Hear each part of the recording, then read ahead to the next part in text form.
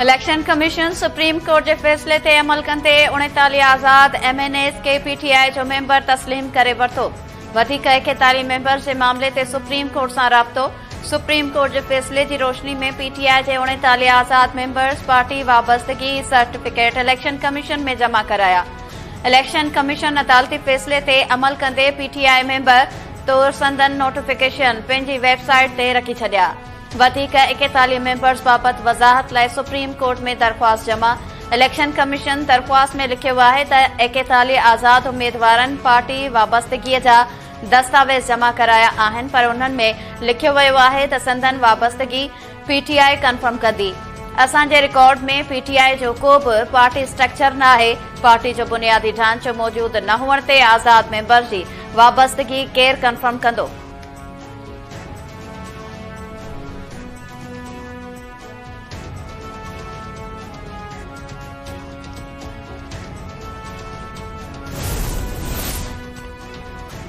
Lahore high court PTI बानी जे 9 May बारे 12 cases में जिस्मानी रिमांड के कालादम करार ॾेई छॾियो। PTI बानी जी वीडियो लिंक ज़रिए हाज़िरी वारो नोटिफिकेशन बि कालादम करार। अदालत PTI बानी जी दरख़्वास्त ते फ़ैसिलो जारी करे छॾियो। PTI बानी 12 केसिस में जिस्मानी रिमांड ख़िलाफ़ दरख़्वास्त दाख़िल कराईंदी।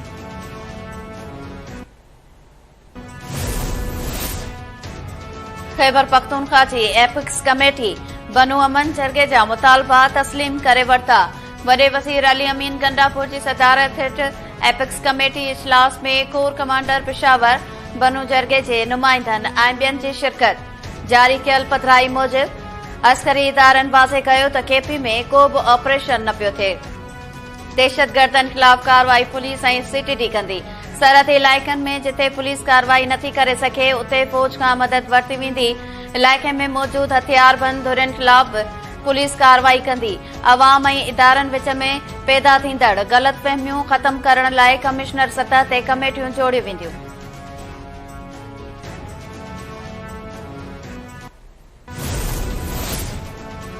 इंसाफ़ में घणी देर इंसाफ़ खां इनकार आहे। सुठे अमल ऐं कानून जी घुर्ज आहे त ॿुधणी मुकमिल थियण खां पोइ बिना देर फ़ैसिलो जारी कयो वञे। फेडरल एक्साइज़ एक्ट 2005 बाबति तकरारी केस में चीफ जस्टिस जो इज़ाफ़ी नोट जारी। चीफ जस्टिस काज़ी फ़ाइज़ी सां जारी कयल इज़ाफ़ी नोट में लिखियो आहे त सुप्रीम कोर्ट अदालतुनि खे मुक़रर वक़्त में फ़ैसिलो ॾियण जा हुकुम जारी करे छॾिया आहिनि। जेकॾहिं सुप्रीम कोर्ट जल्द फ़ैसिले जो असूल पाण ते लागू न कयो त अफ़सोस थींदो।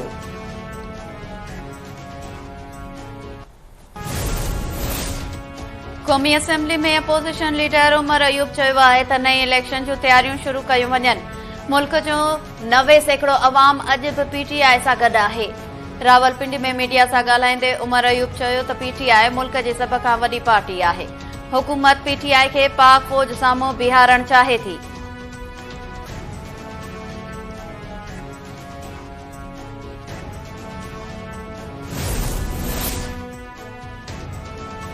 PTI ते पाबंदी जो फ़ैसिलो एतादनि सां मुशावरत बाद थींदो।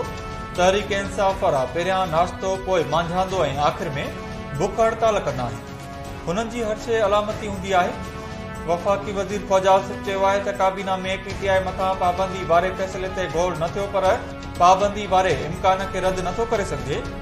बरतानिया ऐं अमेरिका पंहिंजा मुफ़ाद ॾिसी सियासत कंदा आहिनि। ज़रूरी न आहे त उन्हनि जा ऐं पाकिस्तान जा मुफ़ाद साॻिया हुजनि।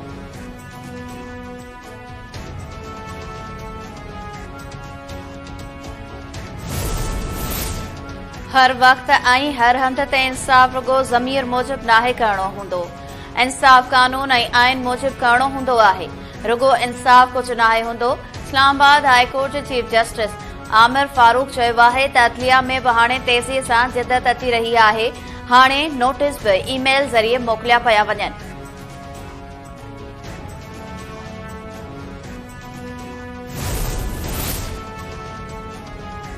PTI मुल्क खे नुक़सान पहुचाइण जी कोशिश करे रही आहे। IMF खे बि ख़त लिखियो वियो। हिक पार्टी जो बानी जेल ॾिसी परेशान थी वियो आहे। आसिफ अली ज़रदारी बिना ॾोह जे 12 साल जेल में रहियो, पर मुल्क ख़िलाफ़ न ॻाल्हायो। सिंध जे सीनियर सूबाई वज़ीर शर्जील इनाम मेमन चयो आहे त शहीद भुट्टो खे फाइल ॾिनी वई। शहीद बेनज़ीर जी हुकूमत बि गैर आइनी तरीक़े सां ख़त्म कई वई।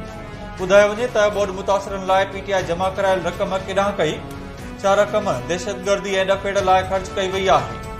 2018 जी चूंड मुल्क जी तकरारी तरीन इलेक्शन हुई, पर कंहिं बि नोटिस न वरितो।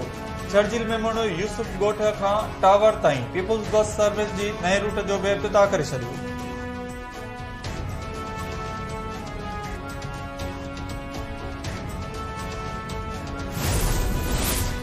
पीपल्स पार्टी सेनेटर शहादत आवाण बंगालिन खे वोट समेत समूरा हक़ ॾियण जो मुतालबो करे छॾियो।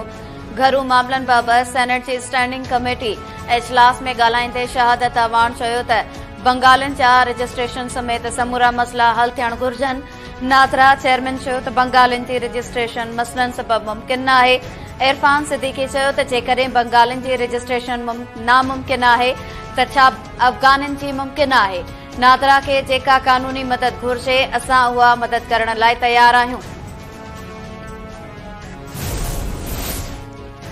रेडियो पाकिस्तान खे खसारे मां कढण लाइ महांगाई सटियल अवाम खां टैक्स लॻाइण जी तजवीज़। सेनेट जे सुथमा बाबति स्टैंडिंग कमेटी जे इजलास में रेडियो पाकिस्तान जे डीजी मोटरवेयर एग्ज़िट पॉइंट ते ₹5 रेडियो फीस वठण जी तजवीज़ ॾिनी।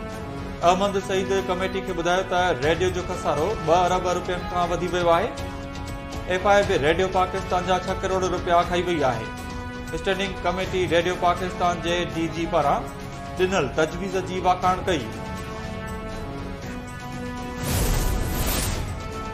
बलूचिस्तान में सिक्योरिटी फोर्सेस जे ऑपरेशन में हिकु दहशतगर्द मारिजी वियो ऐं 2 ज़ख़्मी थी पिया। ISPR मूजिब ज़िले होशाब में security forces intelligence base operation कयो, जंहिं दौरान अलीजान नाले दहशतगर्द मारिजी वियो। मारिजी वियल दहशतगर्द अगवाउन टारगेट किलिंग ऐं दहशतगर्दीअ में मुलविस हो।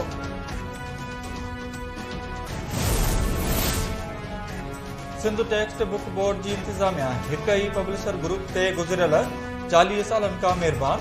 हलंदड़ साल ₹1 अरब 80 करोड़ जे दर्सी किताबनि जी छपाई जो कम बि साॻे ई पब्लिशर ग्रुप हवाले।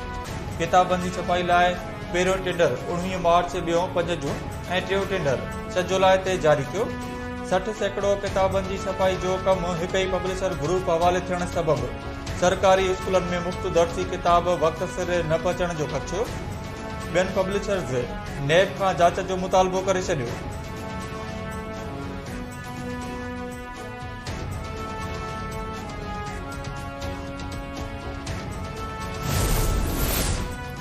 SCP सदर सैयद ज़ैन शाह कारूंझर जबल जे इम्कानी कटाई वारे हंध खारसर जबल पहुतो। मक़ामी माण्हुनि खां मसला पुछा। मिठी में सेमिनार खे ख़िताब कंदे सैयद ज़ैन शाह चयो त खारसर जबल कारूंझर जो हिसो आहे। इन खे अमली जदोजहद सां बचाइण जी हर मुमकिन कोशिश कंदासीं। कारूंझर मक़ामी माण्हुनि ऐं जानवरनि जे जियापे जो ज़रियो आहे। थर जो अवाम इलेक्शन में पीपल्स पार्टी खे रद्द करे त उहे सिंध जे वसीलनि जी सौदेबाज़ी करण वक़्तु 1000 भेरा सोचींदा।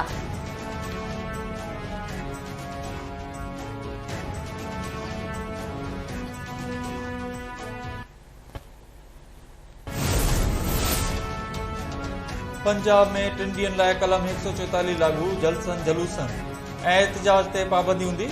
पंजाब जे घरू खाते 26, 27 ऐं 28 जुलाई ते 3 ॾींहनि लाइ पाबंदी जो नोटिफिकेशन जारी करे छॾियो। घरू खाते जे तर्जुमान मूजिब पाबंदी अमन अमान बरक़रार रखण, इंसानी जानिन ऐं माल जे तहफ़ुज़ लाइ लागू कई वई आहे। पाबंदी दहशतगर्दी जे ख़तरे सबबि लागू कई। को बि अवामी इज्तिमा दहशतगर्दनि लाइ आसान हदफ़ बणिजी सघे थो। सूबे अंदरि इंतजामिया हुकमनि ते अमल दरामद खे यकीनी बणाईंदी।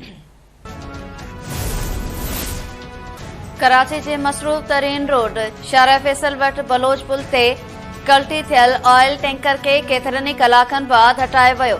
ऑयल टैंकर मां पेट्रोल हारजण सबबि पुलिस बलोच पुल खे ट्रैफ़िक लाइ बंदि करे छॾियो, जंहिं सबबि शारा फैसल समेत मुख़्तलिफ़ रोडनि ते केतिरा ई कलाक बदतरीन ट्रैफ़िक जाम रही।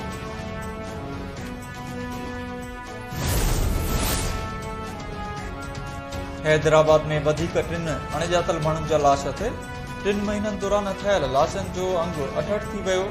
अॼु एदी फाउंडेशन खे 2 लाश फोर्ट थाणे ऐं 1 लाश पन्यारी थाणे जी हद मां मिलियो। 3 लावारिस लाशनि खे एदी रज़ाकारनि दफ़नाए छॾियो।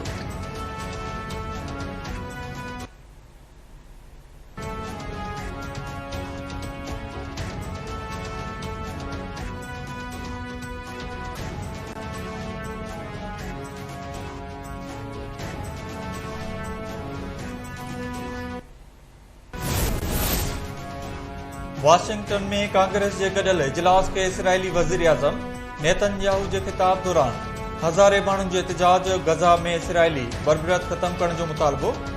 अमरीकी दौरे ते वाशिंगटन पहुतल इसराइली वजीर आजम जे वक्त कांग्रेस के खिताब करे रहे हो त उन ही वक्त हज़ारे माण्हू ऐवान ॿाहिरां एहतजाज कंदा रहा। गजा में बेगुनाह फलस्तीनी जो कत्लेआम बंद करण जो मुतालबो। अॻूणे अमरीकी सदर डोनाल्ड ट्रंप बि हिकु बयान में चयो आहे त इसराइल खे गजा में जंग बंद करण घुर्जे।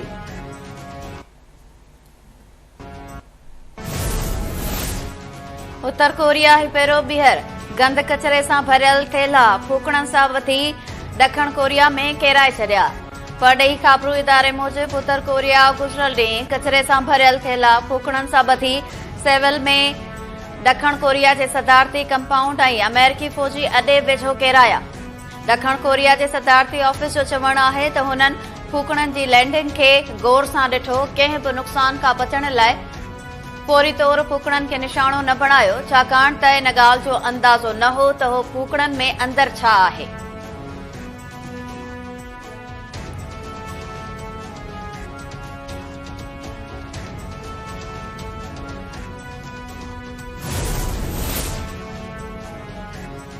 बॉलीवुड की मशहूर जोड़ी अभिषेक बच्चन ऐं ऐश्वर्या राय विच में अलॻिगी जूं ख़बरूं।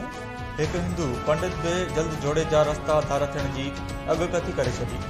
भारतीय बिज़नेस टाइकून मुकेश अंबाणी के पुट की शादी में अभिषेक बच्चन पंहिंजे वालदेन ऐश्वर्या राय धी समेत धारदार शिरकत कई। हिंदू पंडित जगन्नाथ गुरु जी अॻकथी कई है त अभिषेक ऐं ऐश्वर्या राय विच में अलॻगी अॻु ई थियणी हुई, पर धी जी पैदाइश सबब ही रिश्तो वधीक हली वियो। ईंदड़ महीननि दौरान जोड़े में अलॻगी थी सघे थी।